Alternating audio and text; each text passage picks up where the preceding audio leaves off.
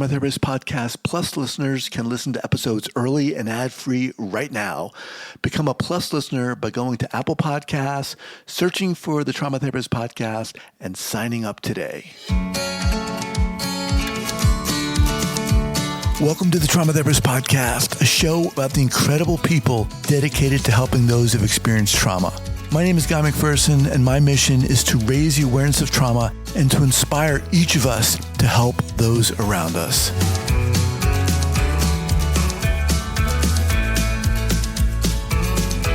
All right, Erika, here we go. So 5, 4, 3, 2, and 1. All right, folks, welcome back to the podcast. I'm very excited to have as my guest today, Erika Shershun. Erika, welcome. Thank you, Guy. It's nice to be here. Awesome. So Erika is a somatic psychotherapist who specializes in helping sexual trauma survivors reclaim the life they were meant to live. She's the author of the Healing Sexual Trauma Workbook, the Healing Sexual Trauma Guided Journal, and the facilitator of the PESI Sexual Trauma Clinical Training, as well as the upcoming Sexual Trauma Healing Journey. Her approach is trauma-informed, rooted in somatic principles, draws on neuroscience and integrative modalities like EMDR and energy psychology. Erika, welcome. Thank you. I just want to add that the journal is out next year, early next year. Okay. The guided journal. October. Okay. Awesome. Erika, before we get going here, share with our listeners where you're from originally and where you are currently. So where I'm from originally is I grew up in a military family. We moved a lot, and I spent my young adulthood trying to escape the underlying pain of trauma. Once I turned 18, I continued to move around. And I also moved from one job and relationship and along with each city. Okay. And it was like really a sense of feeling unable to gain grounding or stability with all that sort of, I didn't know it at the time, but sort of trying to escape trauma, including sexual trauma. Okay. And we'll get to that, but where are you living now? In what? Now I'm living in San Francisco, California. Okay. All right, cool. All right, well, let's start. I mean, so how did all this start for you? You touched upon it a little bit. Yeah, so it started in that way, like I mentioned, just traumas in my childhood and also as a young adult. And I would read a lot of books, psychology books, self-help books, spiritual books to try to heal. Are we talking interpersonal trauma, sexual trauma? Yes. You said traumas. Okay. Well, yeah, there was sexual traumas and also the trauma of losing my father to suicide. So he was a veteran and had undiagnosed PTSD. And, we just knew so much less about trauma at that time. And there were other traumas as well. But in any case, they all impacted me in ways I didn't understand at the time and left me searching for something, really, again, like trying to escape my inner world. So what age are we talking about now? When in my late teens and 20s. Okay. And during that time, were you aware that you had been impacted by these particular traumas? I was, however, in terms of the sexual traumas, I really pushed them away. I didn't think about them a lot because I didn't want to feel like a victim. And thinking about them made me feel that way. So also the shame associated with sexual trauma that every survivor I've ever worked with feels or has felt. I've only come across one survivor who's told me they did not or they posted it to social media that they Mm-hmm. haven't felt shame. And Mm-hmm. it's the only time I've seen that. And it's possible they just haven't acknowledged that to themselves. So there was that as well. It really makes it hard to look at it. There wasn't Me Too then. There wasn't a place to talk about it. So at this point, you're what, 18, 19? Yes, Where are and you go? What into are my you doing? Where are 20s. you going? Well, that's what I was trying to figure out, right?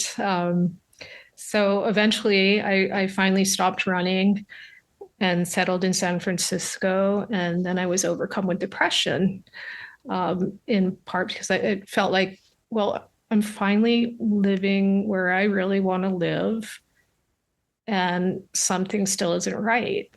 And so, you know, I sought out healing, and um, the sexual traumas at the root of my symptoms and much of my pain were brushed over or not addressed at all by the series of therapists I saw for nearly Mhm. 2 decades. Oh, wow. Okay. Yeah. Now, So, let me pause you for a second there. So you're in San Francisco. Are you alone at this time? well, I was off and on in relationships Okay. in Okay. terms of And alone, but alone in terms of family. I didn't have any. When I moved here, I didn't know anyone here. so you get to San Francisco, you realize you said you experienced depression, but you realize something needs to happen. I need to get some help. You start seeing therapists for 20 years. Um, Now, did you realize that there had been sexual trauma during this time? Or was it that these therapists like just did not go I there? did. I did. No, I had not fully repressed the traumas, other than something that happened when I was an infant. So, um, so otherwise, I was very much aware of them. But again, they weren't like at the forefront. I Right. shared them with each therapist I saw, and they would just be dropped. They wouldn't get into doing healing work around those. So, I did feel grateful for some of the healing work I received in that time in terms of helping process the the loss of my father, and and there was another big family loss that that played into all of that. And so there was something I was getting out of it. Mm-hmm. um, and processing other relational things that came up, but a lot of it still, it wasn't integrative work, so I would still get triggered by some of these things. At what point did things shift for you? What point did maybe you encounter a therapist who was like, okay, Yeah, so at one point I was attending a trigger point therapy training. I had become a massage therapist and a Reiki practitioner, and while attending that training, the instructor asked if I wanted to volunteer for a neck demo. And I thought, like, this is such a great opportunity to receive. His name's Eric Rubin, and he's an expert chiropractor and body worker and Reiki master. And I was stunned when the words "no" flew from my lips. I just had this feeling of repulsion come over me. wait, so And he was touching your neck? no, I said no. So He initially, asked okay, he asked to okay. demonstrate on my neck. And so a male student eagerly stepped up to volunteer, and he shared of trauma, uh, a neck trauma that had been life threatening. And that really brought up one of my assaults. And when I went back to the table to practice with my partner, my hands went numb. And I couldn't, Mm. just moments earlier, I could feel the most gentle little grain size piece of constriction. And now I could feel nothing. And so that was kind of terrifying, and confusion and panic set in. And the instructor suggested I take a break in an adjoining room. And alone in that cold, dark room, my body just began to tremble, and I was flooded with emotion as I felt pulled back in time to that traumatic experience from, at this point, it was 25 years earlier, or around that. And then other traumas with similar themes emerged. And I just didn't understand why my body was suddenly reacting this way. It was, I had no self agency, no control. I didn't realize it at the time, but How old were you at this at time? I was experiencing intense dissociation and flashbacks, but I didn't know that. Um, I was I was in my 40s at Okay. this time. Yeah, I don't remember exactly, but I think around 47. Okay. So when he saw my distress, he recommended I read Waking the Tiger by Peter Levine. And at home that evening, I laid back on my couch, and I was instantly flooded with memories of sexual Wow. trauma and overcome with shame and grief. And in that moment, I realized just how much I'd been impacted by unintegrated trauma, Wow. how those wounds had shaped every aspect of my life, So you're in your mostly in ways I mid, wouldn't have chosen. your mid to late 40s at this point. Yeah, Are you a therapist at this time? no, Okay. What kind of work were you doing? I was doing the massage therapy and Reiki work. Okay. Wow. So you have this very intense kind of paradigm shifting experience. Where does that lead you? What do you do? Well, I as soon as I got my hands on Waking the Tiger, I read it, and it answered a lot of questions I hadn't known to ask. And it was a groundbreaking book. And yet it didn't give me the practical tools I needed and the insight I needed to heal from the sexual traumas. So it took me several more years to piece together what worked. But what happened is it inspired me to go to grad school to become a somatic therapist. So the rest of my healing, really the majority of my healing from sexual trauma, took place while I was going to grad school and soon after that. And it was really by piecing together a lot of what I was reading, courses I was taking outside of the grad school, and just applying and practicing everything that worked for me until I was symptom free. So this book, Peter Levine's book, was very inspiring to you. And I mean, aside from that, what was the impetus for you to become a therapist? Were you like, I want to work on myself, and this will help me, or look, I want to help others who've gone through what I've gone through? Was it a combination of those things? It was an interest in human behavior that I'd had for years and years. I'd kind of gone in a different track and gotten involved in the arts for a lot of that time leading up to then. And just I realized either I was going to go way deeper, excuse me, into body work, or go into psychology at that time to help people heal from trauma. And I felt more drawn to go in the direction of psychology, but including the body. And I honestly thought I was further along in my healing than I was when I started grad school, because, it's a process to apply and get into school. So I was working to heal in that time in between, and did think I was further along. Um, had I known how hard it would be to go through grad school while suffering from PTSD. I don't know if I would have done it at that time. You said, within like 2 decades, therapists you had seen just did not kind of drop the ball. What do you wish one of those therapists had said to you, had said? Yeah, I wish they had said that they didn't specialize in treating trauma and referred me to someone who did.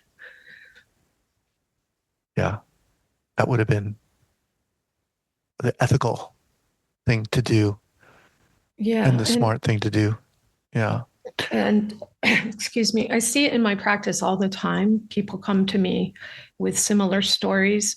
It's not always, in my case, it was 17 years. And then there were several more years while I was in grad school. So I see people that come in. Sometimes it's 20 years or more. Sometimes it's 5. But there's quite a bit of that, of people that find their way to me who have been really struggling, and often they're lacking hope at that point, or they're very angry, or a combination of both. And it's understandable. The average lifetime cost of being a survivor is 122,000. And let me see, I have it somewhere. It's $122,461. And so that's the impact of sexual assault across The monetary impact, obviously. Yes.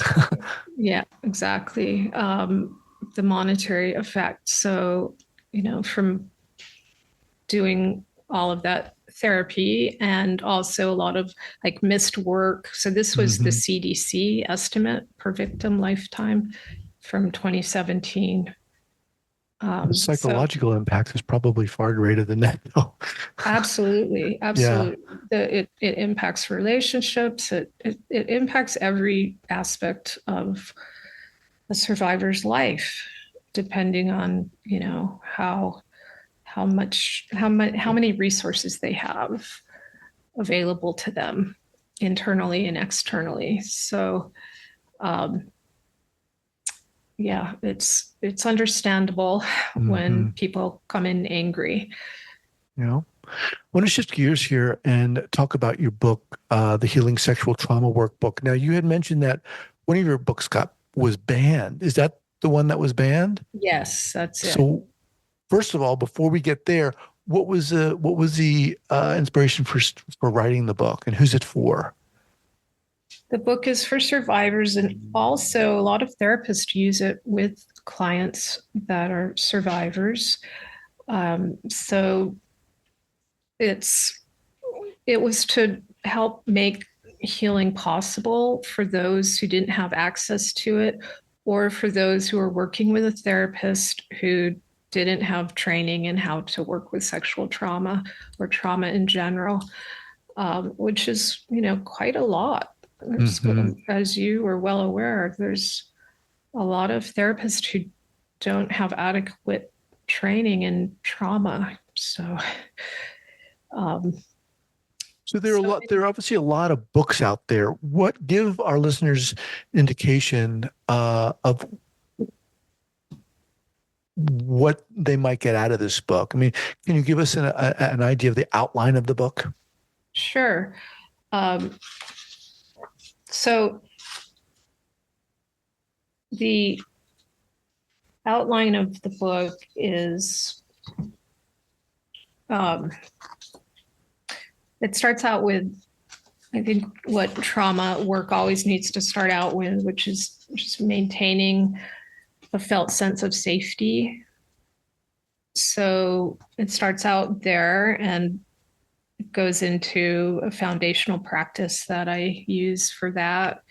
And then it goes into helping survivors understand what's happening in their nervous system, what's going on, why they responded the way they did during the sexual assault, because a lot of shame is Mm-hmm. wrapped up in that. And unfortunately, and also so that they understand as their symptoms come up how to work with them. So it teaches them how to regulate their nervous system and how to know what to do when they get triggered, depending on which state they're in their nervous system. So what they do if they're in sympathetic is going to be different than what they do if they're in a dorsal vagal state.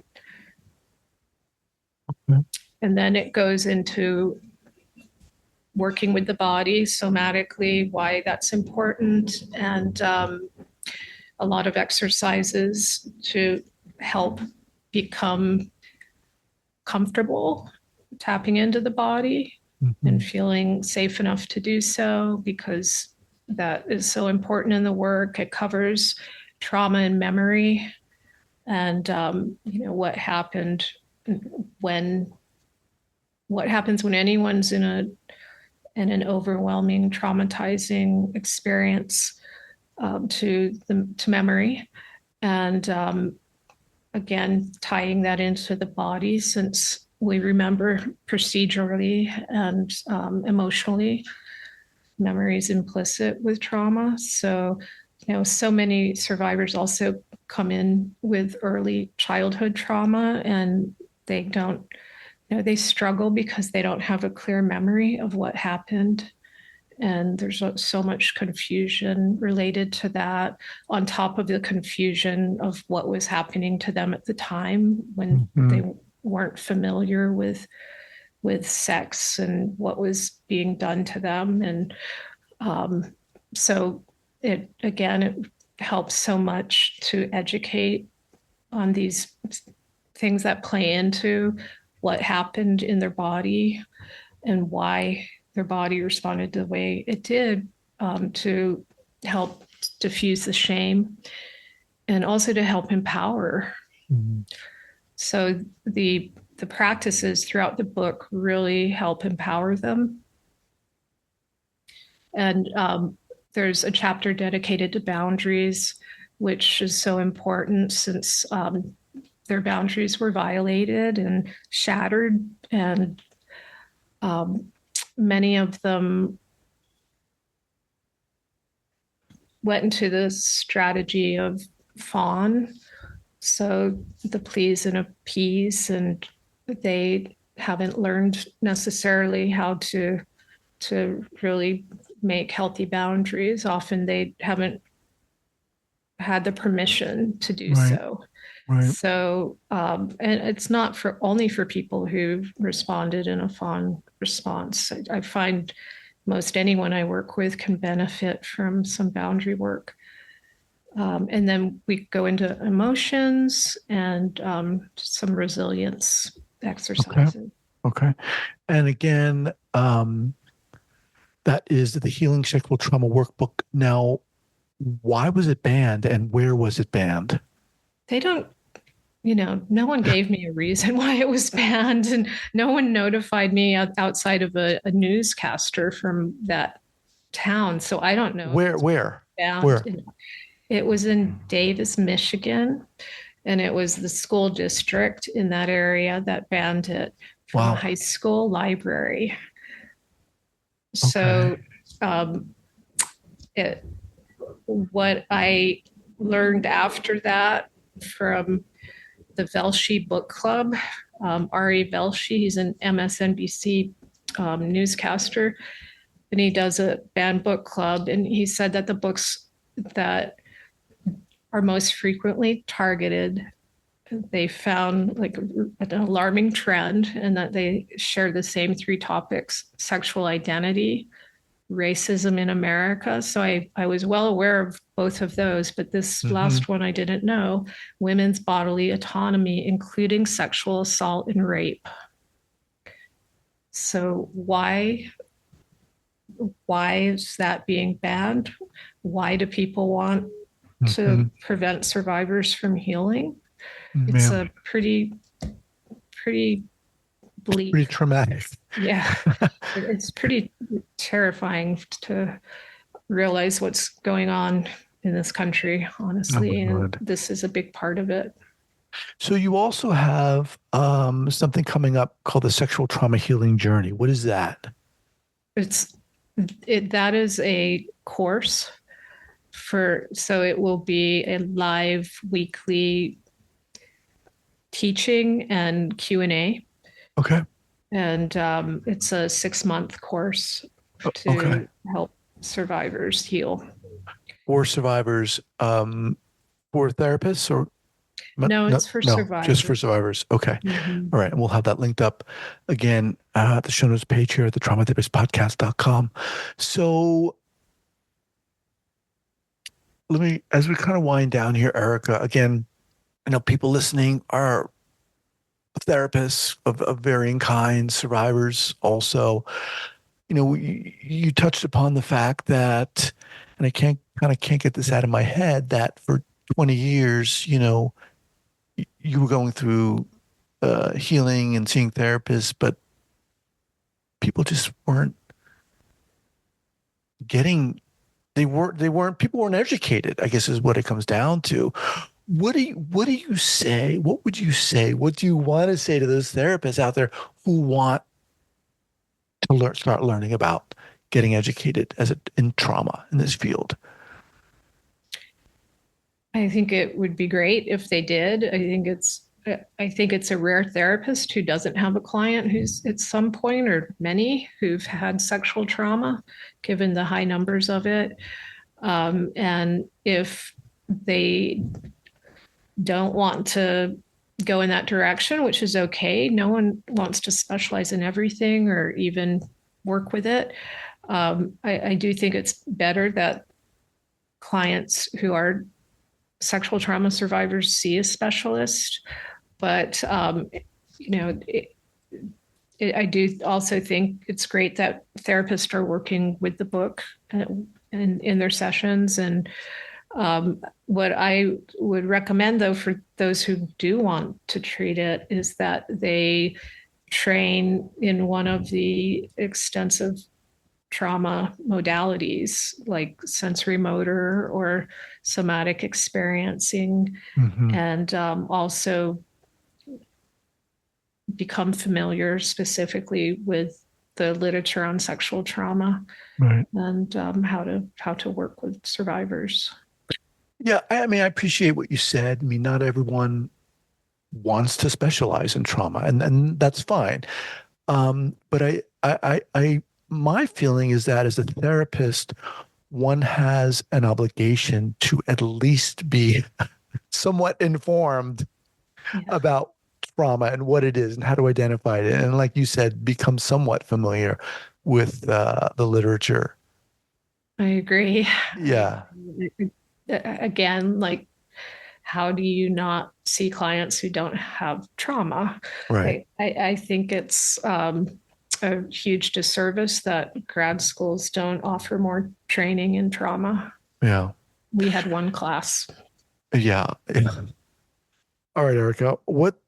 As we kind of close out here, what's the best way for people to contact you?